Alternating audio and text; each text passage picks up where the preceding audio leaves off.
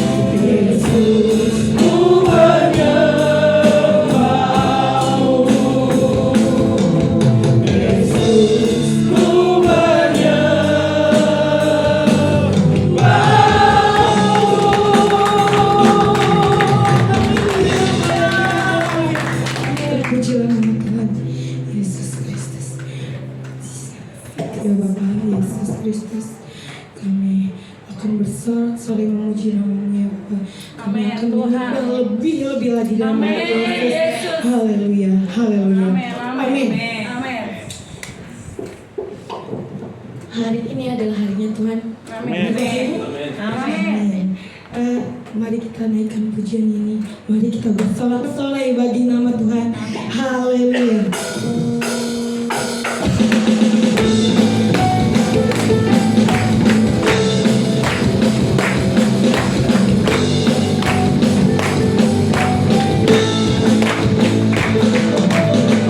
Kudus tercurah di tempat ini, urapannya yang ajaib memulihkan umatnya.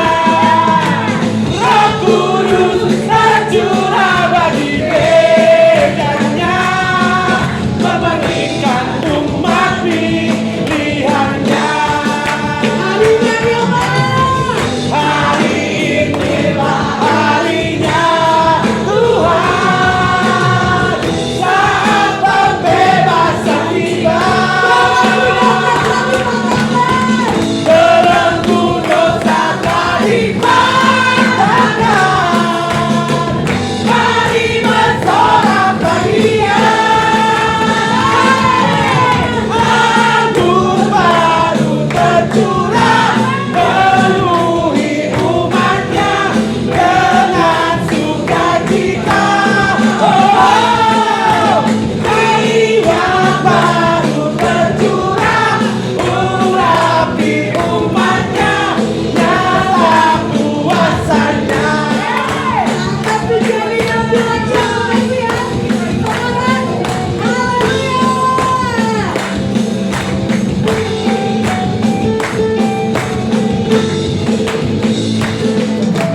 Roh Kudus tercurah di tempat ini, urapannya yang ajaib memulihkan umatnya. Roh Kudus tercurah bagi gerejanya, membangkitkan umat pilihannya. Hari inilah harinya Tuhan, saat pembebasan tiba. Belenggu dosa lagi patahkan, mari bersorak bahagia. Anggur baru tercurah, penuhi umatnya dengan sukacita. Oh, minyak baru tercurah, urapi umatnya, nyata kuasanya.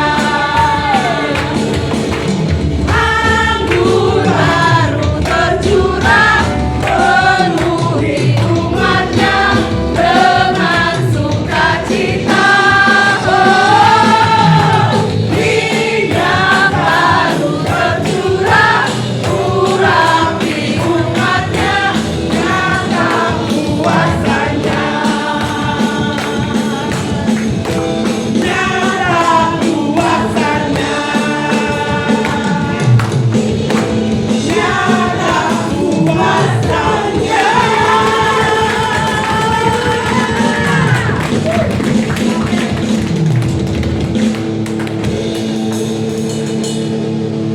Untuk Bapak Ibu dipersilakan untuk duduk kembali.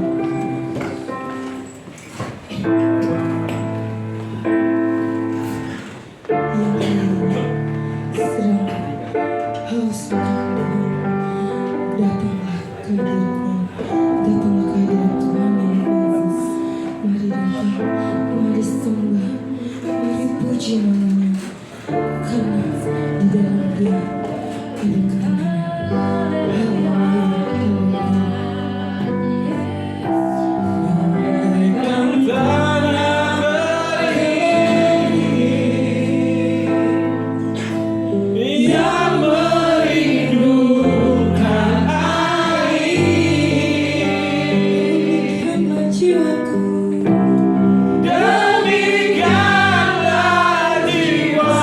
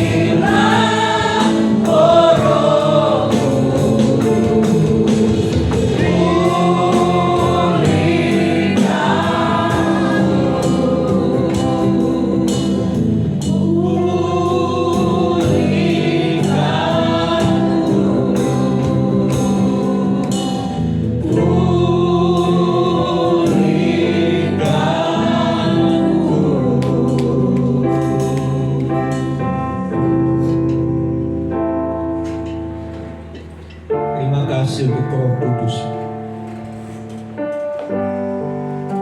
yang selalu menyertai kami, Roh yang tidak terbatas oleh tempat dan waktu. Terima kasih. Biarlah pujian ini menjadi doa kami.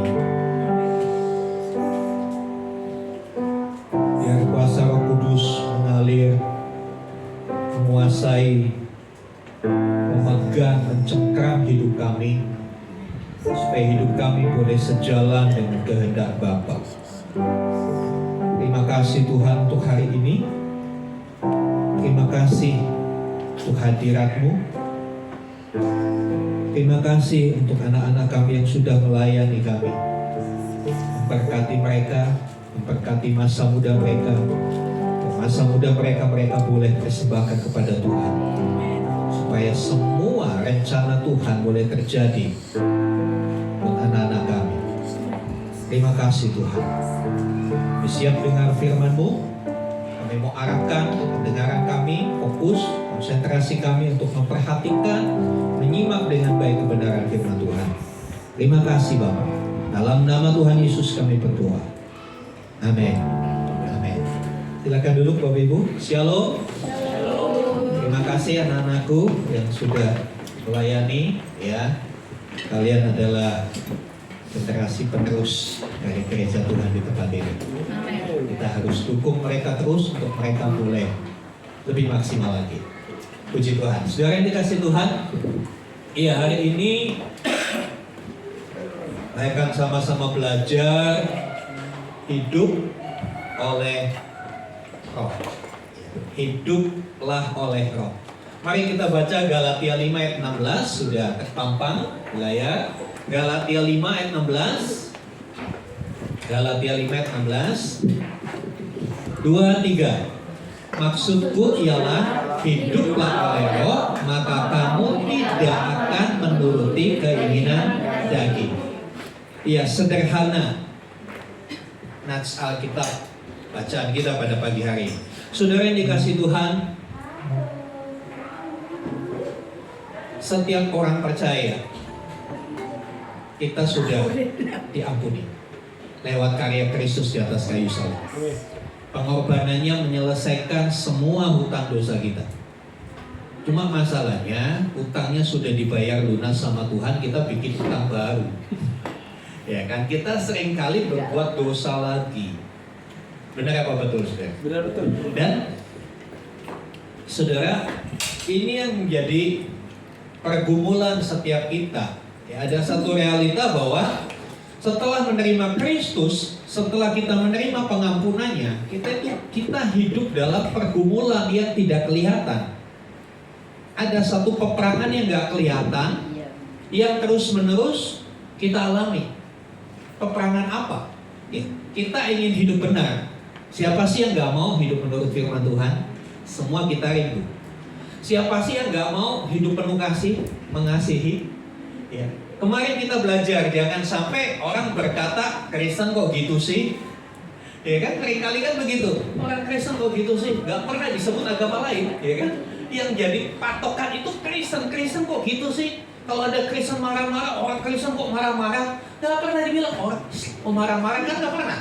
Orang Buddha, tapi selalu yang disorot adalah Kristen.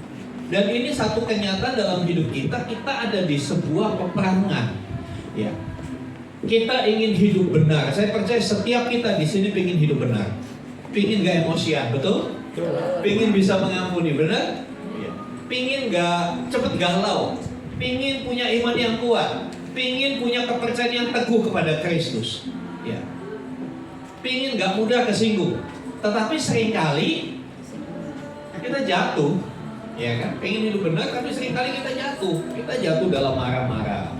Hal yang kecil meledak, ya kan? Kita jatuh dalam iri hati ketika orang lain dipakai lebih dari kita. Kita marah, oh dia sih, bukan saya, begitu kan? Ya, kita jatuh dalam hawa nafsu, susah sekali mengendalikan hawa nafsu. Ya, kita jatuh dalam kesombongan dan macam-macam kelemahan lain.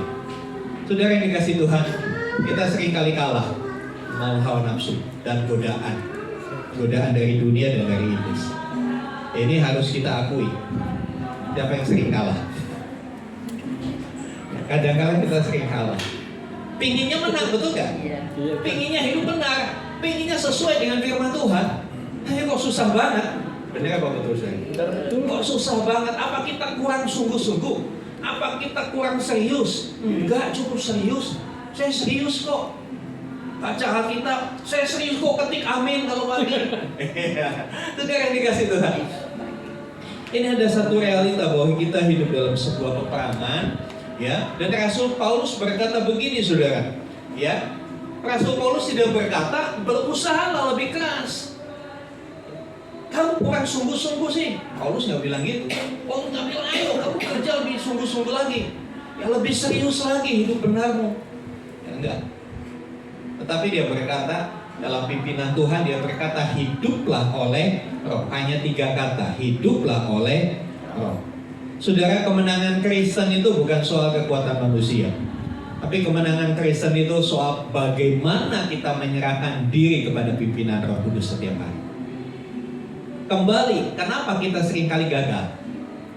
Kenapa seringkali kita jatuh? Bahkan jatuh dalam lubang yang sama, dalam kesalahan yang sama. Saya nggak mau lagi Tuhan. Ya, kayak orang kalau makan cabai, kebanyakan cabai itu, aduh pedas. Besok dikit, dia bikin pedas lagi, iya kan? Itu bahasa Jepangnya kapok lombok katanya. Ya, saudara yang dikasih Tuhan. Ada kalanya kita seperti itu. Ya. Kenapa bisa terjadi seperti itu? Kita seringkali gagal. Kita seringkali tidak memenuhi kehendak Tuhan. Kita seringkali tidak berkenan kepada Tuhan karena seringkali kita menggunakan kekuatan kita. Kita pakai kekuatan kita. Kita merasa kita mampu. Kita merasa kita bisa. Ya. Saya bisa kok. Tapi ternyata gagal maning. Tapi hari ini kita mau belajar. Rasul Paulus dalam pasal yang kelima ayat 1 bilang, ya Galatia 5 ayat 1, di sana dia bilang begini. Ya, ini ada satu rangkaian kebenaran yang Paulus sampaikan, ya. Galatia 5 ayat yang 1. Supaya kita sungguh-sungguh merdeka, Kristus telah memerdekakan kita. Karena itu berdirilah teguh, jangan mau lagi dikenakan kuk perhambaan. Saudara yang dikasihi Tuhan, Paulus berkata Kristus sudah memerdekakan kita. Kita terbebas dari dosa, terbebas dari hal-hal yang tidak baik, kelemahan-kelemahan kita, dari sikap yang emosional, yang egois, yang sombong dan lain sebagainya. Kristus sudah lakukan itu bagi kita.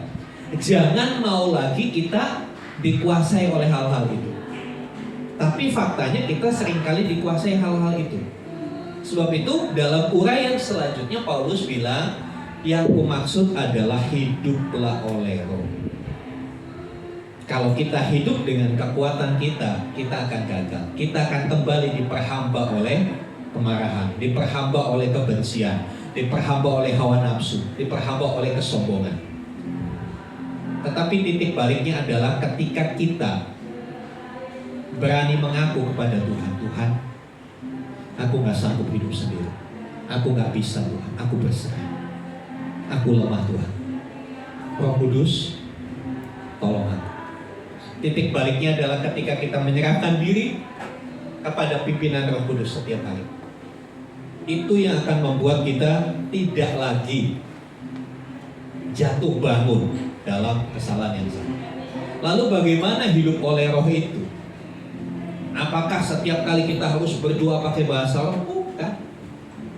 Ini sama sekali hidup oleh roh yang disampaikan Rasul Paulus tidak ada hubungannya dengan bahasa roh sama sekali. Sekali lagi, hidup oleh roh tidak ada hubungannya dengan berbahasa roh. Itu jurusannya beda. Hidup oleh roh itu berjalan dalam kedekatan dengan Tuhan. Orang yang hidup oleh roh, dia hidupnya dekat dengan Tuhan. Ya.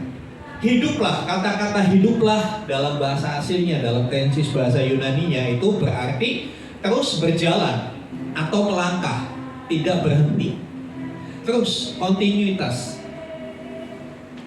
Punya pengertian sesuatu yang kontinu, sesuatu yang berkelanjutan. Jadi hidup oleh roh bukan pengalaman sesaat. Pengalaman waktu retret luar biasa. Saya dijamah Tuhan. Saya dipulihkan dengan anak. Saya dipulihkan dengan suami, dengan istri. Itu pengalaman sesaat. Bagaimana hari ini? Apakah komunikasinya masih baik-baik saja? Atau balik ke settingan awal sebelumnya, ribut melulu lagi? Jadi pengalaman sesaat itu nggak bisa jadi patokan. Orang yang hidup itu terus menerus, ya kan? Bukan seperti hidupin kipas angin, hidup mati, enggak. Hidup dalam Tuhan, hidup dalam roh itu berjalan terus menerus di dekat Tuhan. Berjalan terus menerus di dekat Tuhan. Itu bukan pengalaman sesaat, melainkan gaya hidup, lifestyle yang terus menerus bersama Tuhan. Pertanyaannya, sudahkah kita bersama Tuhan setiap saat? Atau bersama Tuhannya kalau hari Minggu jam 9 sampai jam 11? Bagaimana hari Senin, hari Selasa, Rabu, Kamis? Apakah kita dekat dengan Tuhan? Apakah kita dekat dengan Tuhan? Kedekatan ini yang membuat kita jadi kuat. Kedekatan ini yang membuat kita jadi eling, jadi sadar, oh iya, kalau saya melakukan gini, ini nggak benar. Karena dekat dengan Tuhan kita sadar. Banyak kali orang, iya, kita kena kata-kata hilaf. Iya. Kalau hilaf itu sekali apa berulang kali sudah? Sekali. Ya harusnya sekali aja. Kalau terus-terusan itu bukan hilaf, itu hobi. Itu kegemaran. Ya kalau hilaf sekali aja. Kalau kita dekat dengan Tuhan, setiap hari saudara dekat dengan Tuhan. Contoh seperti hari ini. Hari ini saat-saat ini 1-2 jam ini saudara lagi dekat dengan Tuhan. Gak ada kan kepikir untuk hal-hal yang gak baik? Gak ada kan yang kepikir mau beli slot lagi supaya bisa untung, bisa menang? Ketika kita dekat dengan Tuhan, kita jauh dari dunia, kita jauh dari iblis. Ketika ada di dalam terang, ya, ini ada terang, saya dekat dengan terang, maka terang itu melingkupi saya. Saya bisa melihat ada apa di dekat saya, ada bahaya apa. Tapi kalau ini dimatikan, gelap, ketika saya ada di dalam gelap, saya nggak bisa kontrol apa yang ada di dalam diri saya. Bahkan yang saya pakai kancingnya udah bener aja, nggak tahu kalau di dalam gelap. Saudara yang dikasih Tuhan, mari kita hidup di dalam kedekatan dengan Tuhan. Roh Kudus itu tadi kita nyanyi, anggur baru tercurah, penuhi umatnya dengan sukacita. Minyak baru tercurah, penuhi umatnya. Nah, saudara yang dikasih Tuhan, kita merindukan kuasa Roh Kudus. Amin. Kita merindukan Roh Kudus bekerja dalam hidup kita. Nah, yang jadi masalah, Roh Kudus itu aktif bekerja melalui doa, melalui firman Tuhan, melalui penyembahan, melalui persekutuan yang intim dengan Tuhan, melalui saat teduh. Kalau kita tidak melakukan itu, Roh Kudus nggak aktif. Saudara yang dikasih Tuhan, kita pasti sudah sangat familiar dengan barang yang satu ini. Untuk mengoperasikan berbagai hal-hal, ya, dengan barang ini kita perlu yang namanya mengunduh aplikasi, betul? Kita perlu mengunduh aplikasi. Setelah mengunduh aplikasi, kita harus melakukan satu langkah lagi, bukan hanya mengunduh, tapi harus mengaktifasikan. Ya, mengaktifkan aplikasi itu. Kalau saudara unduh aplikasi, nanti ditanya kan, nama ini, terus suruh bikin password, ya kan? Suruh bikin password, harus 6 angka, huruf besar, huruf kecil, perpaduan antara angka dan huruf. Setelah diaktifasi, baru aplikasi itu aktif, kita bisa gunakan. Semua yang ada di dalam aplikasi kita bisa rasakan manfaatnya kalau kita sudah mengaktifasi. Gambarannya seperti itu. Roh Kudus itu satu fitur dari dalam kehidupan Roh Allah sendiri. Kita bisa unduh ketika saudara percaya kepada Tuhan Yesus, mengaku Tuhan, Engkaulah Tuhan dan Juru Selamatku. Saat itu saudara sedang mengunduh Roh Kudus. Karena Roh Kudus, karena Tuhan Yesus bilang apa? Ketika aku naik kepada Bapa, aku mengutus Roh Kudus. Aku tidak akan meninggalkan kamu seorang diri, tapi ada Roh Kudus yang akan menyertai kamu, membersamai kamu selalu. Roh Kudus ada di mana? Di dalam diri kita. Yang harus kita lakukan bukan minta Roh Kudus minta. Enggak, kita nggak perlu minta lagi. Udah ada di dalam diri kita. Cuma kita belum aktifasi, kita belum aktifkan.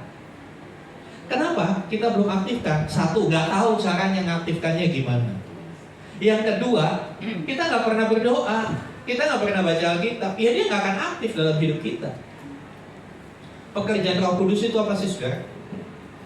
Memimpin kita kepada segala kebenaran.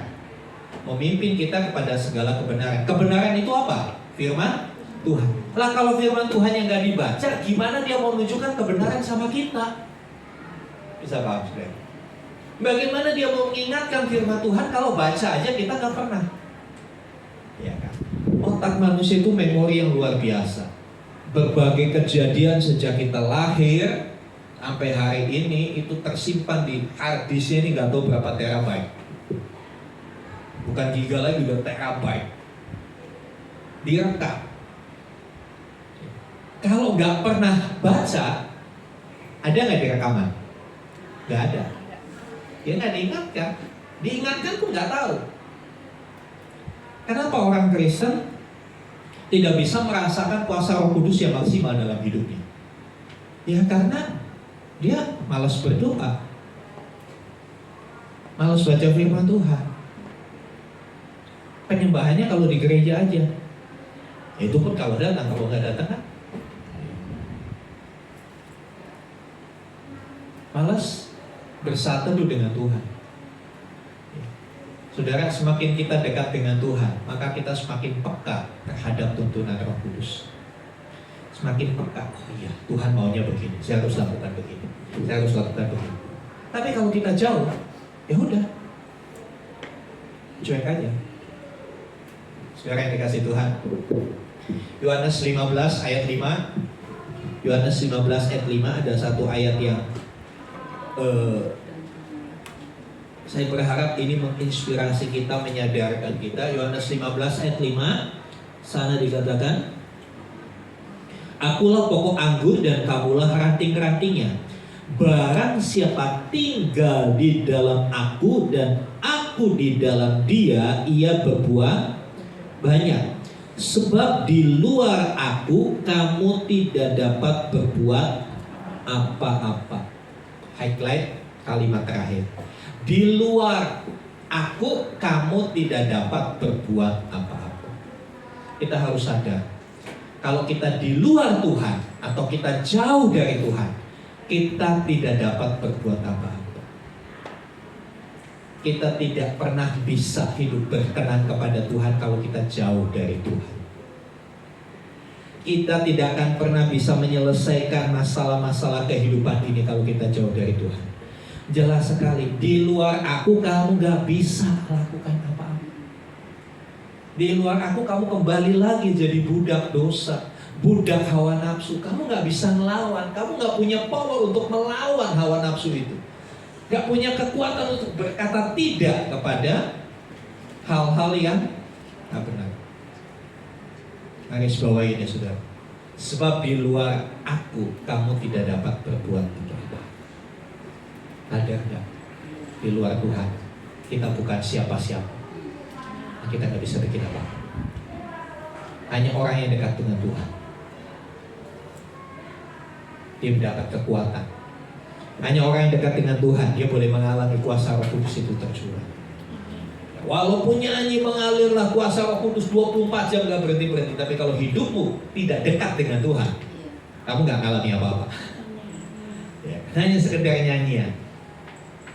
Ya, ingat di awal tadi saya katakan, Hidup dalam roh itu bukan pengalaman sesaat. Bukan pengalaman, oh di jamaah Tuhan, oh hadiratnya luar biasa, saya nangis loh tadi. Bukan nangis ya.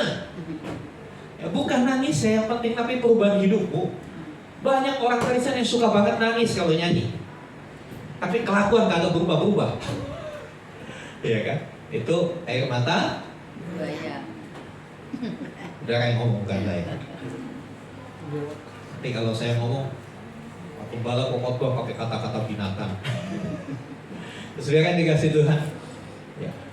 Di luar aku kamu gak bisa bikin apa-apa, Tuhan bilang. Tapi kalau kita di dalam Kristus, Kristus di dalam kita, artinya aku di dalam kamu, kamu di dalam aku. Ini kan agak rancu. Saya di dalam mobil, mobil di dalam saya. Gimana? Bingung kan? Saya di dalam mobil, tapi mobil nggak bisa di dalam saya. Kalau mobil mainan bisa, mobil mainan di dalam saya dikantongin, ya kan? Tapi kalau mobil sesungguhnya kan nggak bisa. Apa artinya aku di dalam kamu, kamu di dalam aku? Kamu di dalam aku, itu artinya kita dekat dengan Dia. Tuhan di dalam kita itu artinya firman Tuhan ada di kepala kita. Firman Tuhan ada di dalam hati kita. Firman Tuhan kita lakukan. Sesuatu yang dipraktekkan itu akan lebih nyantol daripada cuma dihafal. Benar apa betul sih? Ya, ibu-ibu pasti tidak asing dengan yang namanya resep masakan. Ya. Kapan saudara bisa mahir memasak? Misalnya masak arsik. Kapan mahir? Kalau sering praktek. Saudara punya resep. Wah, ini saya punya resepnya dari chef siapa gitu ya. Tapi cuma sekedar punya resep. Hafal, oh hafal. Bumbunya ini hafal. Cara pertama ini dulu ditumis, ini apinya kecil sekian, oh apinya harus sekian derajat, begini. Ikan emasnya harus 3 on, gak boleh kurang. Kita hafal resepnya, tapi kalau gak pernah praktek, bisa jadi gak resiknya. Firman Tuhan juga gitu. Firman Tuhan itu untuk dipraktekkan, bukan sekedar dihafal. Tapi banyak orang Kristen cuma hafal. Lebih parah lagi, banyak orang Kristen sukanya berdebat firman Tuhan. Berdebat firman Tuhan, tapi gak pernah hidup dalam firman. Mari kita pelajari. Biarlah kita di dalam Tuhan, artinya kita dekat dengan Tuhan, dalam hadirat Tuhan. Hadirat Tuhan ada di mana? Ketika kita bersekutu dengan Dia, ketika kita berdoa pribadi. Jadi hadirat Tuhan bukan hanya di gereja, di kamar doamu, ya. Di dapur, kalau ibu-ibu lagi masak sambil memuji Tuhan, hadirat Tuhan bisa hadir nggak? Hadir. Kalau kita selalu hidup dalam hadirat Tuhan, kita akan jauh dari dosa. Kita akan jauh dari hal-hal yang tidak benar. Kalau saudara lagi nyembah Tuhan, kepikiran nggak orang yang sudah nyakiti saudara? Enggak. Ketika saudara menyembah Tuhan, yang dipikir apa? Kasih Tuhan, kebaikan Tuhan. Saudara yang dikasih Tuhan. Selanjutnya, ketika kita dekat dengan Tuhan, selanjutnya kalau kita dekat dengan Tuhan, kita bisa menolak keinginan daging. Ya, dalam diri orang Kristen tadi saya katakan ada peperangan, selalu ada pertentangan. Nah, masalahnya posisi kita itu nggak bisa netral. Dalam peperangan itu posisi kita nggak bisa netral. Udah aku netral aja lah, nggak bisa. Kita harus memilih, pilih daging atau pilih, oh saya di tengah-tengah aja, gak daging gak roh, kita jeroan aja. Gak bisa seperti itu saudara. Kita harus pilih, kita mau hidup dalam daging atau hidup dalam roh. Ya, kita nggak bisa netral. Daging itu apa? Daging itu natur, sifat alamiah manusia yang telah jatuh dalam dosa. Sifat keberdosaan manusia. Istilah daging, sarx, S-A-R-X itu dalam bahasa Yunaninya, itu artinya natur manusia, bawaan manusia yang berdosa. Ya kan? Daging selalu mengarahkan kita kepada egois. Menang sendiri, ya, selalu egois, selalu menang sendiri, selalu pingin diperhatikan, selalu pingin yang jadi nomor satu, Ya. Daging mengarahkan kita kepada hawa nafsu. Kita menikmati hawa nafsu. Ya. Hawa nafsu bukan hanya masalah seksualitas saja, termasuk nafsu makan. Banyak orang yang nggak bisa mengendalikan nafsu makannya, nggak bisa taruh pisau di leher. Ya. Saudara yang dikasih Tuhan, daging selalu mengarahkan kita pada hal-hal seperti itu. Ya. Pada hawa nafsu, pada kemarahan, ada iri hati, ada pemberontakan kepada Tuhan. Berbeda dengan roh. Hidup oleh roh artinya setiap hari memilih kehendak Tuhan daripada keinginan dan berlawanan. Berlawanan, makanya di dalam dalam Galatia 5 ayat yang ke-17, Galatia 5:17, di sana jelas sekali dikatakan sebab keinginan daging berlawanan dengan keinginan roh, dan keinginan roh berlawanan dengan keinginan daging, karena keduanya bertentangan, sehingga kamu setiap kali tidak melakukan apa yang kamu kehendaki. Ada pertentangan. Keinginan daging berlawanan dengan keinginan roh, keinginan roh berlawanan dengan keinginan daging. Keduanya bertentangan. Bertentangan tuh gimana? Ya bareng terus. Gak pernah akur tuh daging sama roh. Gak pernah bisa sejalan, bertentangan, ribut terus. Nah, posisi kita gak bisa milih. Kita gak bisa di tengah-tengah. Makanya dikatakan sama Rasul Paulus, sehingga kamu setiap kali tidak melakukan apa yang kamu kehendaki. Ketika kita lahir baru percaya kepada Tuhan Yesus, hati kita, roh kita diperbarui. Kita pinginnya sih dekat sama Tuhan. Siapa di sini pingin dekat dengan Tuhan? Selalu. Pinginnya dekat sama Tuhan kan? Prakteknya? Enggak. Susah banget. Iya kan? Susah banget. Bangun pagi untuk berdoa itu susah banget. Susah banget. Ya.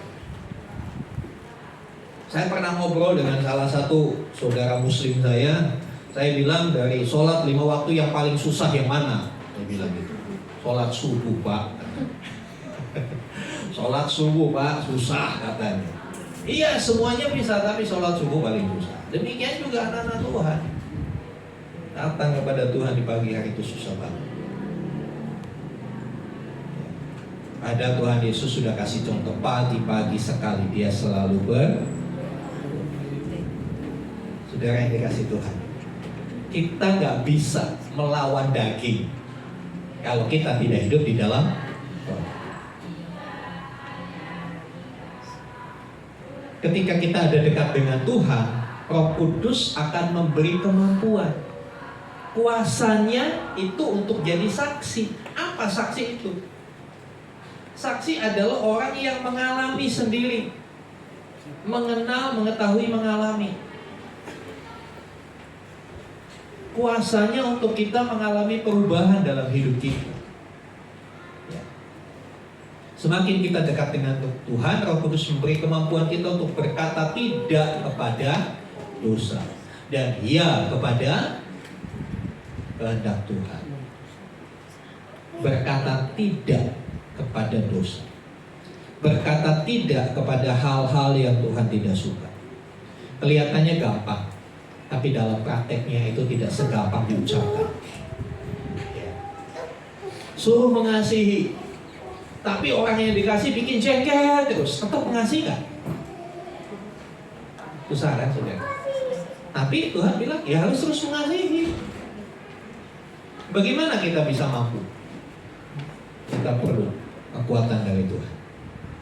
Kita perlu kuasa dari Roh Kudus itu, supaya kita bisa menekan ego kita, menekan kemarahan kita, menyingkirkan itu semua. Ya. Saudara yang dikasih Tuhan, Roma 8 ayat 6 katakan keinginan daging adalah maut. Itu sejajar dengan Roma 6 ayat 23. Sebab upah dosa adalah maut. Jadi keinginan daging itu dosa, akhirnya maut.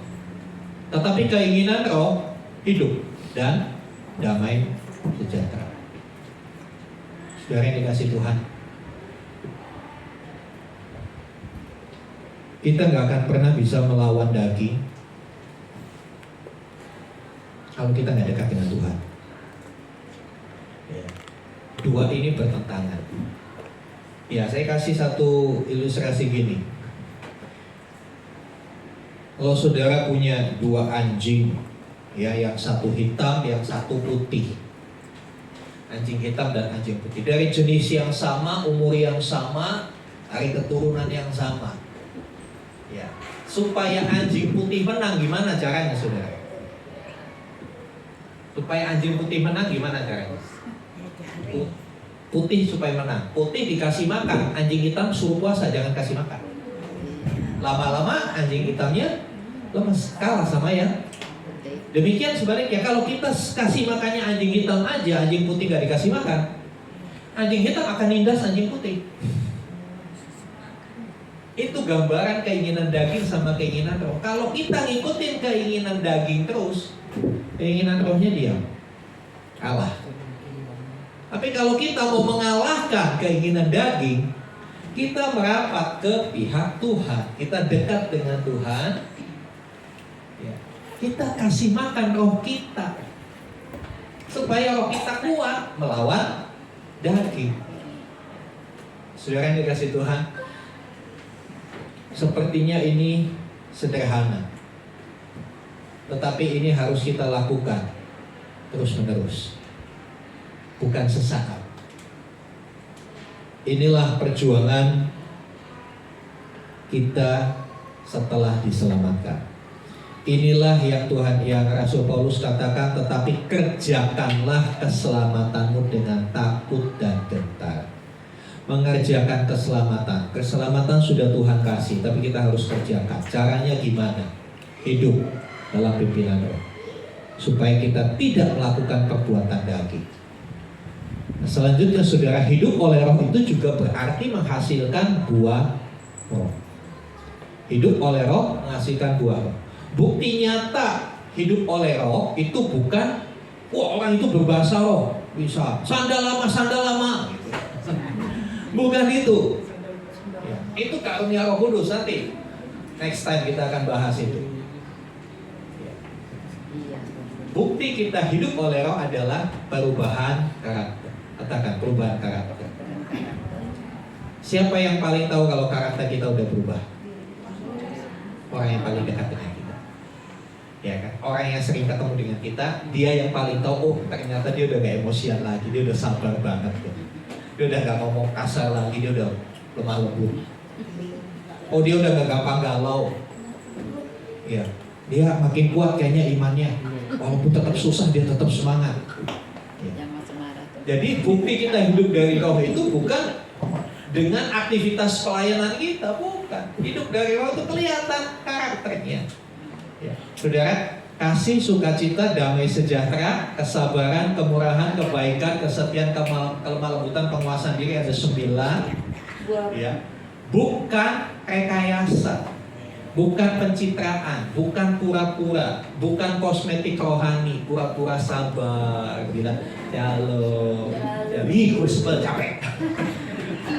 Enggak gitu, saudara. Shalom ya shalom benar, jangan. Ya, kalau buah roh itu dari dalam, bukan yang di luar. Dari dalam yang akan muncul keluar. Kalau hatinya sudah mengampuni, senyebelin apa orang itu, kita tetap bilang halo bro, apa kabar? Tapi kalau hatinya belum beres, ya baik. Masih greget, kapok aja gitu. Buah roh itu dari dalam keluar, terekspresi, yang terekspresi keluar, bukan dilakukan tapi dalamnya nggak beres. Itu sama seperti kuburan, di luarnya dilabur putih, dalamnya tulang belulang. Saudara yang dikasih Tuhan, itu bukan rekayasa, tapi itu adalah karya Roh Kudus. Roh Kudus yang mengerjakan hidup ini. Saya nggak bisa sabar dengan kekuatan saya. Saya akan selalu gagal kalau saya berusaha sabar. Selalu akan meledak. Tapi kalau saya mengizinkan Roh Kudus menguasai emosi saya, menguasai perasaan saya, akan bisa. Oh ya sudah.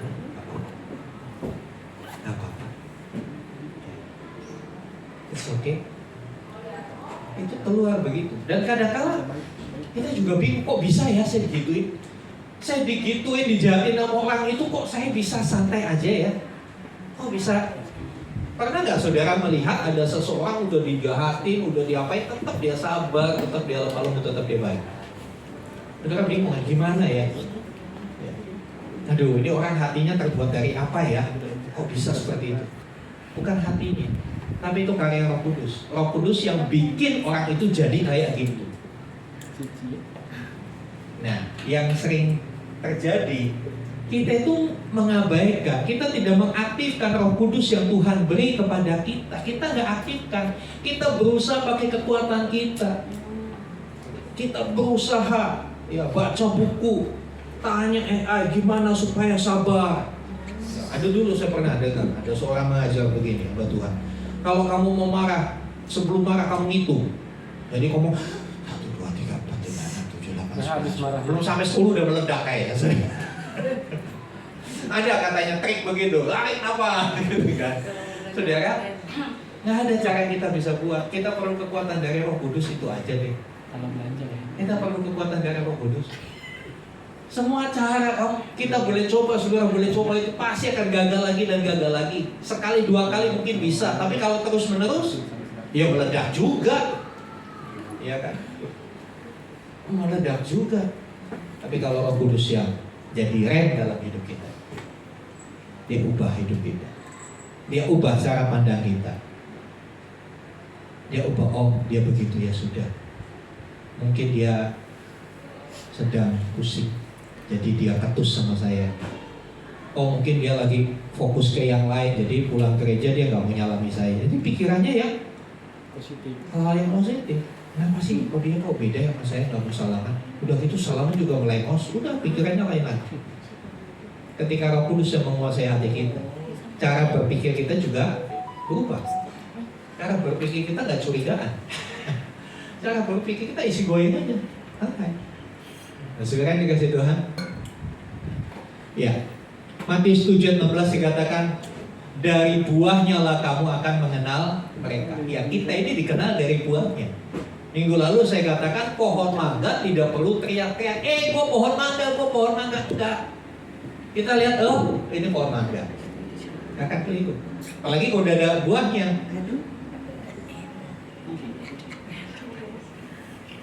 Orang dunia mengenal kita dari apa yang kita hidupi, apa yang kita praktekkan, apa yang kita lakukan. Dunia tidak hanya mendengar apa yang kita katakan, tetapi mereka melihat bagaimana hidup kita. Ya mereka lihat. Kadang-kadang mereka nyocokin loh saudara. Ngomongnya kok gini, kok kelakuannya gini. Ya kita juga suka nyocokin orang gitu kan. Lo ngomongnya gini, kelakuannya gini. Ya kita juga dilihat begitu sama orang di luar sana. Ngomongnya begini tapi kelakuannya nggak cocok, nggak benar ini orang, ya kan? Karakter yang makin serupa dengan Kristus adalah bukti bahwa Roh Kudus sedang bekerja dalam hidup kita. Langkah yang harus kita lakukan adalah datang dan berkata, aku berserah Roh Kudus. Galatia 5:16 merupakan sebuah rahasia kemenangan rohani. Kemenangan rohani bukan harus sekolah teologi yang tinggi. Ya. Kemenangan rohani bukan harus kita tiap hari di gereja. Udah kalau gitu saya pindah aja ke gereja, tinggal di gereja. Lumayan kan pindah di gereja, ada AC-nya, gak usah bayar listrik, udah diisiin tokennya gitu. Kemenangan rohani itu rahasianya adalah gimana kita mau hidup oleh Roh. Ya. Bukan berjuang dengan kekuatan sendiri, tapi hidup oleh Roh. Berapa banyak kita berjuang dengan kekuatan sendiri selama ini? Hasilnya apa? Gagal, maning gagal. Ya. Sekarang tanyakan sama diri kita, apakah hidupku selalu dekat dengan Tuhan setiap saat? Saudara yang punya jawaban ini, apakah setiap saat loh saudara? Setiap saat itu lagi ada duit dan lagi nggak ada duit tetap dekat dengan Tuhan. Ya, lagi sakit lagi sehat. Ya, lagi posisi sibuk maupun tidak sibuk, bisakah kita tetap dekat dengan Tuhan? Apakah aku berkata tidak untuk dosa? Bagaimana ketika godaan datang? Kita berkata ya atau kita bilang tidak? Saudara yang tahu hidup. Ya, saudara yang tahu hidup. Ketika ada saudara, ada temanmu yang ajak, ini ada aplikasi bagus, aplikasi penghasil uang. Kalau member baru dapat deposit gratis 200.000. Ayo ikut. Lumayan. Ada loh itu teman saya sehari bisa 300.000. Wah kalau udah lama bisa 1 juta satu hari. Enak kan 1 juta sehari, sebulan berapa? 30 juta. Ikut. Begitu ikut, wah muncul si angkanya gede 20, tapi nggak bisa diambil. Nggak bisa WD. Itu sudah banyak kasus-kasus seperti itu. Bagaimana ketika ada godaan seperti itu? Kita ikut atau kita bilang enggak? Kalau kita dekat dengan Tuhan dengan tegas kita bilang enggak. Karena rumusnya di dalam Tuhan, barang siapa tidak bekerja jangan ia makan. Saudara yang dikasih Tuhan, apakah sudah nampak buah roh dalam hidup? Apakah orang sudah berjumpa dengan Kristus melalui hidup saudara? Atau justru jadi batu sandungan? Saya berdoa supaya jemaat GBTP Full Community, saudara sekalian, ketika berjumpa dengan orang akan bilang gini, andai kata semua orang kayak dia, dunia ini lebih baik. Atau orang berkata, melalui hidup orang itu, bapak itu tuh, yang ganteng itu tuh, saya mengenal kasih Tuhan. Saya mengenal kasih Tuhan. Saudara kita ini distributor kasih Tuhan. Apa tugasnya distributor? Menyalurkan. Orang yang perlu kasih datang sama kita. Orang yang perlu pertolongan datang sama kita.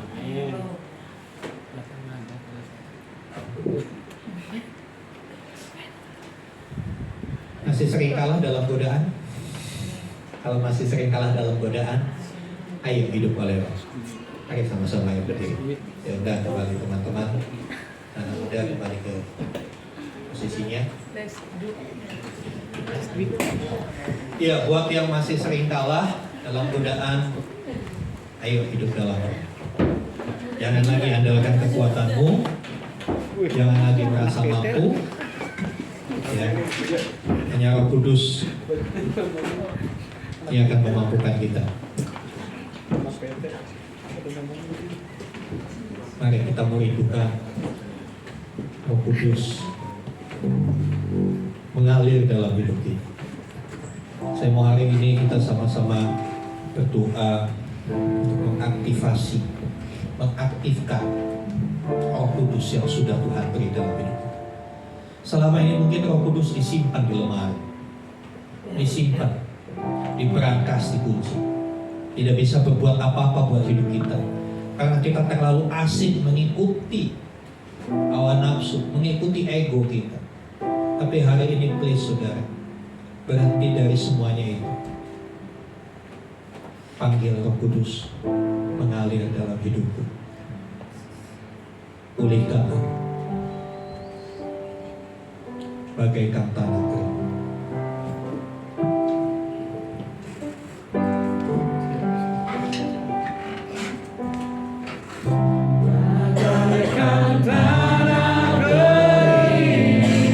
Rindukan dia saudara. Yang merindukan air,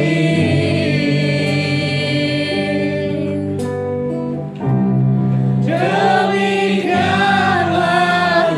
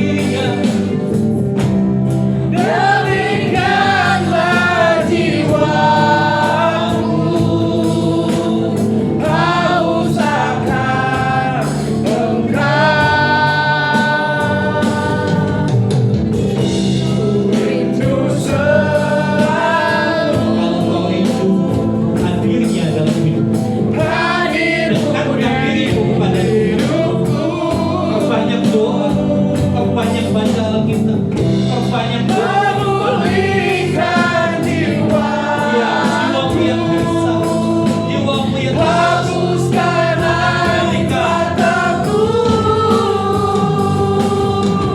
mengalirlah kuasa Roh Kudus, dengan sungguh mengalirlah dengan percaya, mengalirlah oh Roh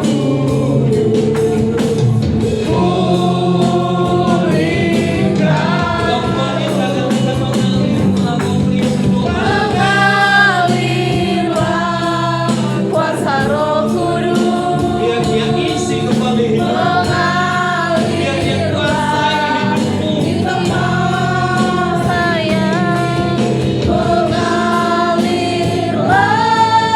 oh Roh Kau pria, katakan mengalirlah rohmu kita berdua.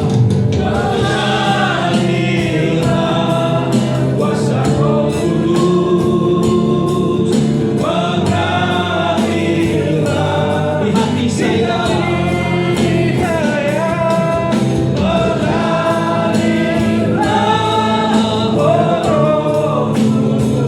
berikan aku Tuhanku. Bersama-sama kami mengalirlah. kuasa Roh Kudus, Mengalirlah hidup saya.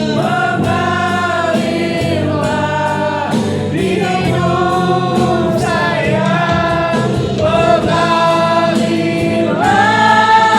oh Roh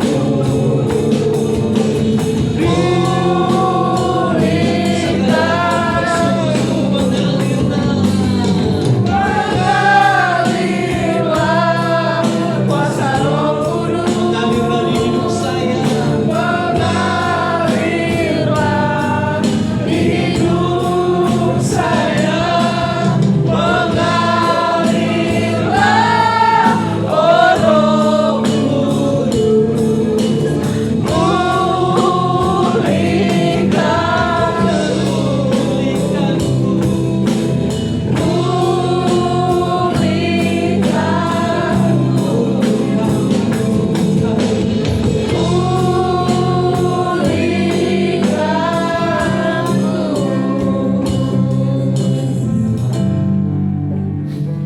Dalam keheningan, berkata-katalah kepada Roh Kudus. Selama ini kita nggak pernah ngajak bicara. Berkata-kata, karena dia adalah pribadi Allah juga. Dia pribadi Allah yang sekarang menyertai hidupmu dan hidupmu. Berkata-katalah saudara, bilang Roh Kudus, tolong aku. Roh Kudus, pimpinlah kami. Roh Kudus kuasai hatiku. Roh Kudus kuasai pikiranku. Roh Kudus tuntun aku dalam segala kebenaran. Buat aku mengerti akan setiap firman Tuhan. Bantu aku mempraktekannya dalam hidupku. Aku gak mau menggunakan kekuatanku sendiri.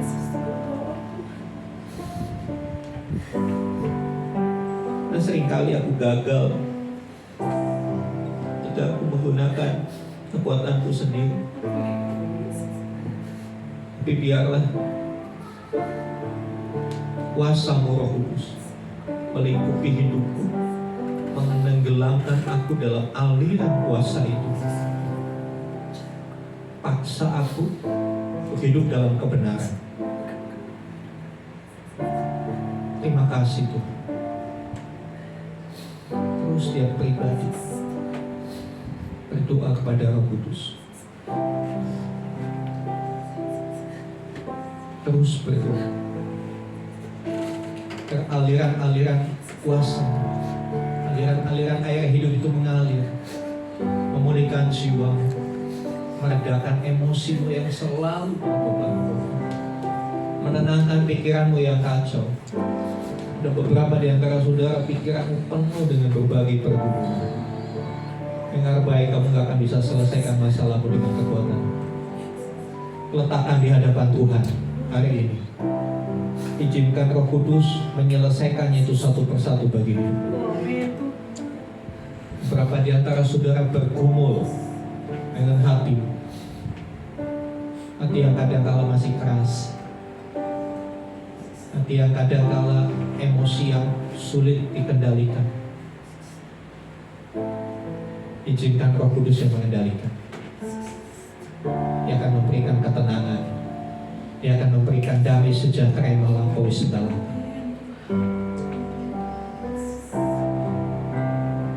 Mungkin ada di antara saudara yang khawatir akan hidup. Bagaimana ke depannya ya kalau begini? Dengar baik.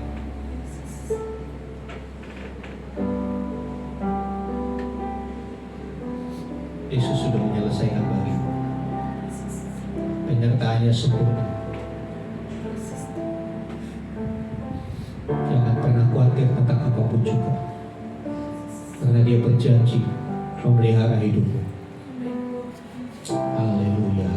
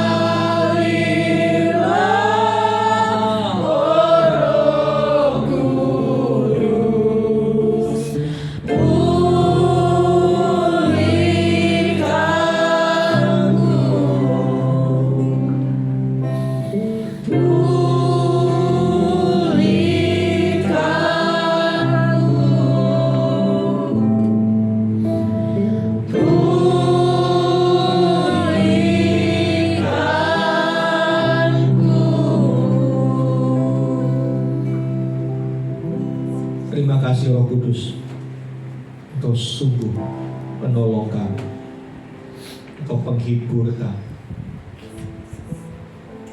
Mari tuntun hidup kami. Kami mau taat kepada setiap pimpinan. Kami mau dekat dengan-Mu Tuhan.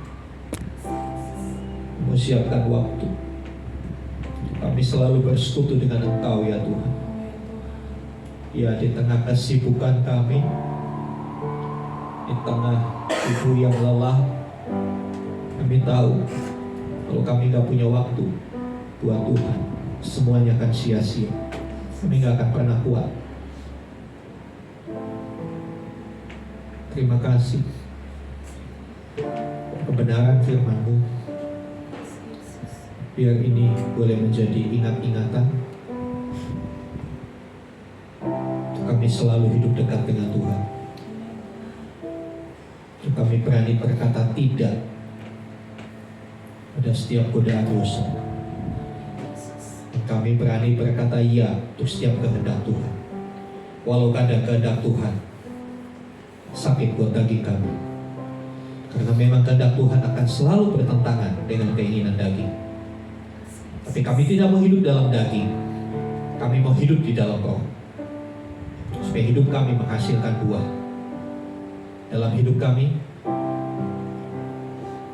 boleh menghasilkan kasih, sukacita, damai sejahtera, sabaran, kemurahan, kebaikan, kelemah lembutan, dan penguasaan diri. Terima kasih Tuhan. Kami bersyukur untuk kebenaran ini, ya kami boleh menghidupinya dalam hidup kami sehari-hari, sehingga orang di sekitar kami akan melihat karakter kami berubah, dan itu memuliakan Tuhan. Terima kasih Bapa. Dalam nama Tuhan Yesus kami berdoa. Amin. Silakan duduk saudara. Terima kasih untuk Pak Gembala atas sharing firman-Nya hari ini. Baik, kita akan masuk ke sesi acara kita selanjutnya, yaitu kolektan untuk Ibu Jusani. Silakan.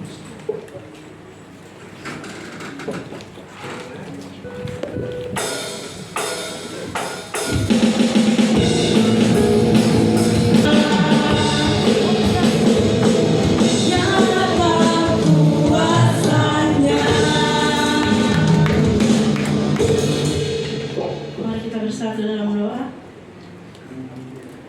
Terima kasih ya Bapa untuk pagi hari ini Tuhan Yesus. Kami hati-hatinya Tuhan mengucap syukur kepadamu Tuhan atas setiap berkat yang Kau berikan kepada kami Bapa. Terima kasih Tuhan Yesus untuk firman Tuhan hari ini Tuhan yang boleh menguatkan kami ya Bapa. Ampuni segala dosa dan kesalahan kami Tuhan Yesus. Karena seringkali kami Tuhan mengikuti keinginan daging kami ya Bapa. Kami seringkali ya Tuhan tidak mampu hidup di dalam roh-Mu ya Tuhan Yesus. Ampuni kami ya Bapa. Terima kasih ya Tuhan Yesus untuk Pak Gembala kami ya Tuhan yang telah menyampaikan firman Tuhan, kebenaran firman Tuhan ya Tuhan, yang mengajarkan kami untuk selalu kuat dan hidup selalu di dalam roh, di dalam Tuhan. Terima kasih ya Bapa. Biarlah Bapa kami mampu ya Bapa. Kami boleh mengubah gaya hidup kami Tuhan Yesus. Tidak lagi hidup di dalam keinginan daging kami, mengikuti hawa nafsu kami ya Tuhan Yesus. Tapi biarlah kami Bapa hidup di dalam jalan-Mu yang benar ya Tuhan, mengikuti kehendak-Mu ya Bapa. Terima kasih Yesus. Di sini juga kami membawa persembahan kami ya Bapa. Sucikan, kuduskan persembahan ini Tuhan Yesus, agar boleh layak di hadapan-Mu ya Tuhan. Boleh memuliakan nama Tuhan, boleh dipergunakan dengan baik di tempat ini Tuhan. Terima kasih ya Bapa, Engkau lah yang memberkati Tuhan, dengan tangan yang memberi ya Bapa. Engkau tahu pergumulan mereka Tuhan Yesus, Engkau lah yang menjawab setiap doa-doa mereka ya Bapa. Terima kasih ya Tuhan Yesus. Kami mengucap syukur ya Tuhan untuk hari ini. Haleluya. Amin. Terima kasih untuk Bu Jusmani. Mari kita bersatu di dalam doa. Bapa yang baik, kami mengucap syukur Bapa atas terangnya firman-Mu di dalam kehidupan kami Bapa.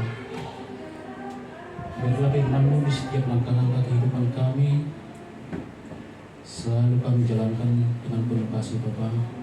Pagi hari ini Bapa, kami datang ke hadapan-Mu untuk memuji dan memuliakan nama-Mu di tempat ibadah kami ini Bapa. Biarlah setiap jemaat yang sudah memuji dan memuliakan nama-Mu, apapun proses di dalam kehidupan kami Bapa, kami serahkan seturut dengan keinginan-Mu Bapa. Bapa yang baik, terima kasih juga Bapa untuk anak-anak kami yang sudah melayani Engkau Bapa. Biarlah pelayanan mereka tidak sampai hanya di sini saja. Biarlah pelayanannya juga Bapa di dalam kehidupan dan pekerjaan di sekolahnya mereka bawa, agar mereka berdampak mempunyai kasih daripada-Mu Bapa. Bapa yang baik, terima kasih pagi hari ini Bapa, di mana Engkau sudah berbicara melalui hamba-Mu Bapa. Biarlah hamba-Mu ini Engkau pakai lagi lebih Bapa di dalam kehidupan sehari-hari, agar kami Bapa mendapatkan firman yang bermanfaat di dalam kehidupan kami Bapa. Bapa yang baik, terima kasih Bapa untuk tempat ini yang sudah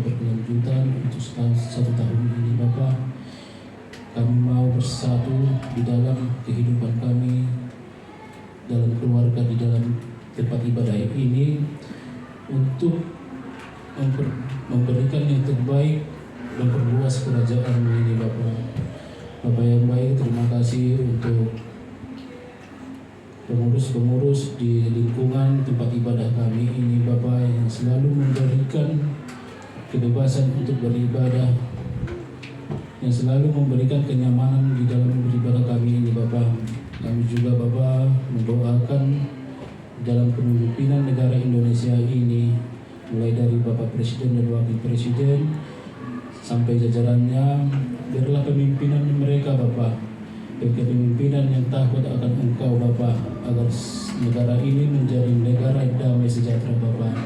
Terima kasih juga Bapak untuk jemaat yang sudah memberikan yang terbaik di dalam kehidupan ini Bapak, maupun sebagian dari persembahan yang tangan-tangan mereka berikan, apapun pekerjaan dan usaha kami Bapak, biarlah Engkau cukupkan, Engkau berikan jalan yang terbaik ke depannya Bapak. Terima kasih juga Bapak untuk sepekan yang sudah kami lalui, berkat kesehatan yang Engkau berikan Bapak, berkat kesehatan yang sudah Engkau berikan kepada kami, sehingga kami dapat melakukan aktivitas kami bersama dengan firman-Mu Bapak. Begitu juga Bapak, sebentar lagi kami akan pulang ke rumah kami masing-masing, biarlah Engkau yang menuntun perjalanan kami sampai ke rumah kami masing-masing, dan kami juga membawa berkat daripada hamba-Mu.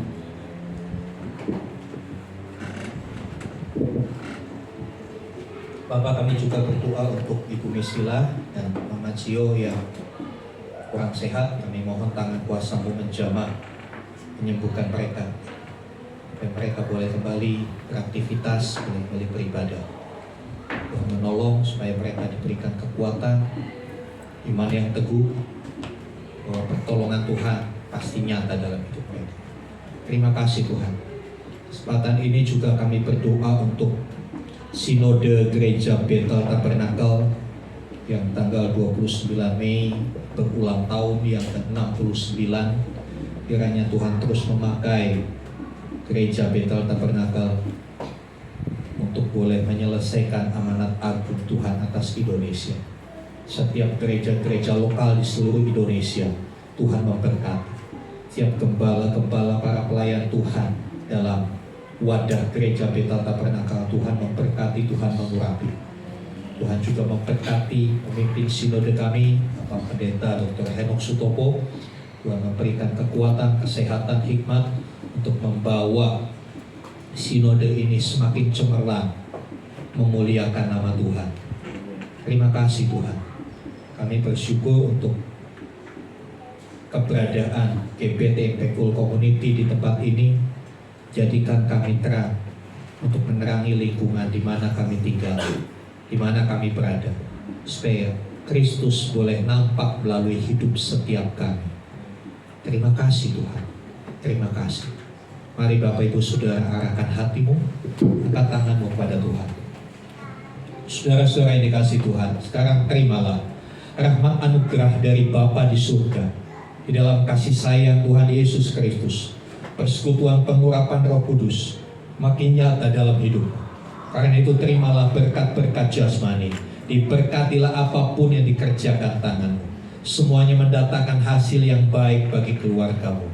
Diberkatilah engkau yang sementara menjalankan pendidikan di tingkat perkuliahan SMA, SMP maupun SD. Kiranya Tuhan memampukan engkau menyelesaikan bagianmu, mempersiapkan masa depan yang indah yang Tuhan sudah siapkan. Diberkatilah engkau secara rohani, imanmu makin teguh, bertumbuh dan menghasilkan buah. Pengharapanmu makin kokoh di dalam Kristus, tidak tergoyahkan oleh situasi dunia ini. Dan biarlah perbuatan kasih-Mu semakin nyata di dunia, menjadi penyalur dari kasih Tuhan. Melalui hidupmu orang berjumpa dengan Tuhan. Pergilah, jadikanlah semua bangsa murid. Baptislah mereka dalam nama Bapa, Anak, dan Roh Kudus. Dan ajarlah mereka melakukan segala sesuatu yang telah Kuperintahkan kepadamu. Dan ketahuilah Aku menyertai kamu senantiasa sampai kepada akhir zaman. Demikianlah Tuhan Yesus akan datang kembali menjemput kita.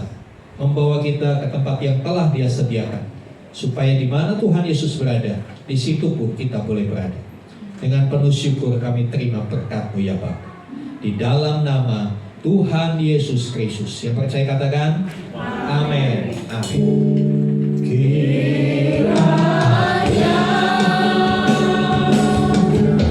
Memberkati aku berlimpah-limpah dan memperluas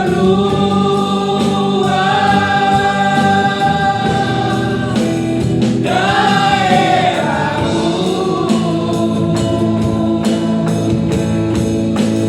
Dan kiranya tanganmu menyertai aku dan melindungi aku daripada malapetaka, sehingga kesakitan tidak menimpa aku. Amin. Silakan saudara bersama.